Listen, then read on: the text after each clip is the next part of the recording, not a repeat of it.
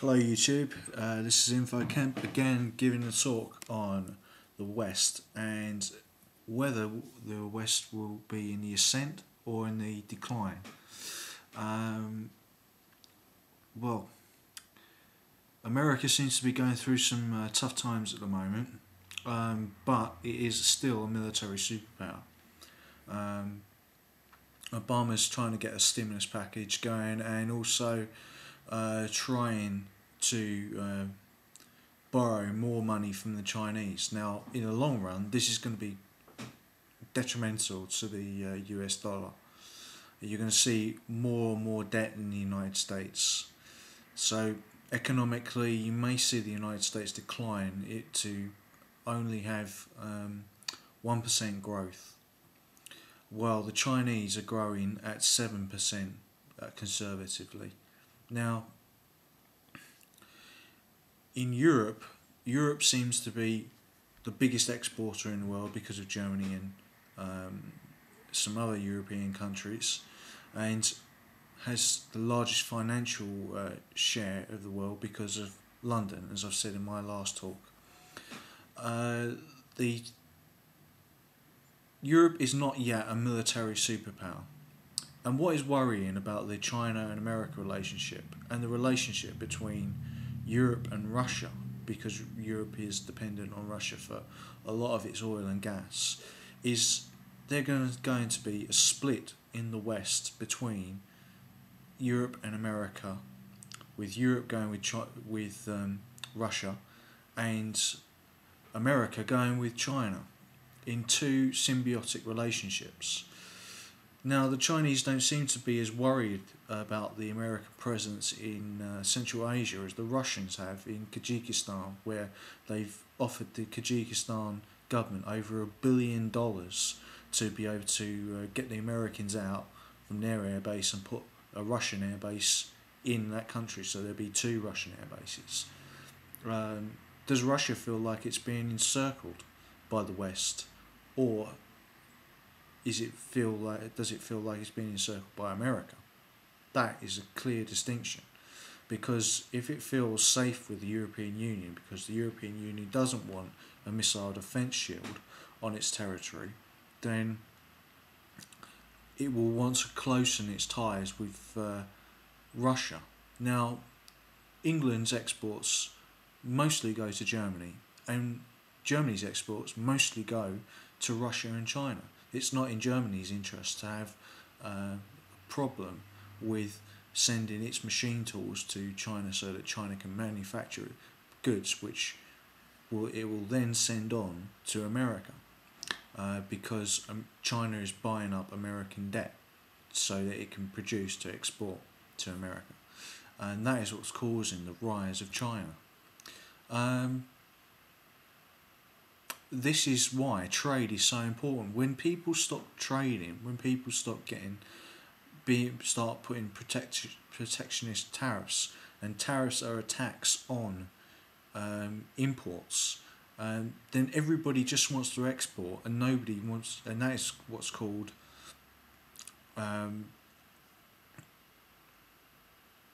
that's what's called protectionism. Mercantilism was the word I was trying to find, where some people are impoverished by the fact that they can't import. Now, Britain and America's problem seems to be that we're addicted to imports. Britain has a very specialised, high-tech export industry. We produce things like aircraft wings and high-tech military exports as well. Does all this mean that the West is declining, or is it in the ascent? Well, we can look to demographic trends. The United States' population is growing and it's becoming younger, whereas Europe's population is growing older and it's not reproducing as much. But this can be overstated, because the Middle East has a high birth rate, but it is not as powerful as Europe or America. The Saudis own tremendous amounts of infrastructure in the United States, But does that give them power over the United States, or does the United States have the power over Saudi Arabia? Um, the Israeli lobby in America has a great deal of power in America, but does that make them Israel a very powerful country, or does it mean that even though there is an Israeli lobby in America, even though there may be people who are Zionists in America, do those Zionists in America have the interest of Israel at heart, or do they have the interest of America at heart? They could be American patriots more than they are Zionists, for instance.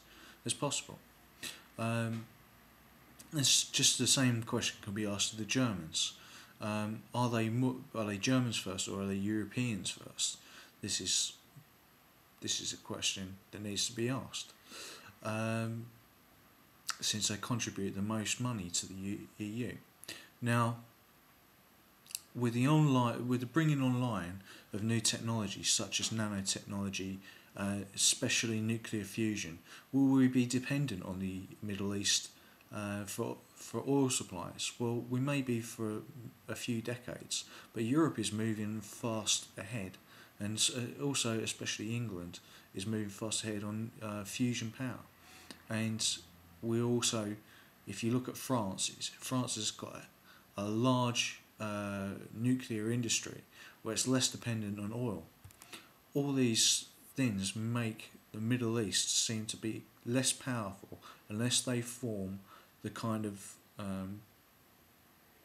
business hub economy and infrastructure-led economy of places like Dubai and Qatar. Now, what about the BRIC countries and also Iran? Brazil, Russia, India and China are the BRIC countries. They're fast increasing their power in the world, and it's being felt. But does this mean that they will ascend over the West? I doubt it. If the West can stay with America and Europe not being split, then the West will have Germany and England's economic power, which is basically the European Union, and America's military power. Now, the only people who will benefit from a conflict between Germany and America, or Europe and America, is Russia and China, because the whole idea of Russia and China coming together was fostered by an organisation called the Shanghai Cooperation Organisation, which wanted to also bring in India as well. And this would mean that the Eurasian continent was basically against Europe and America's power. And you can see that the other BRIC countries might want to come in, including Brazil, because they are an oil power now. So you've got postmodern powers such as the EU and Japan versus industrial powers such as the United States, and when I say versing, I mean in economic competition with people, with industrial powers like the United States and Russia and China.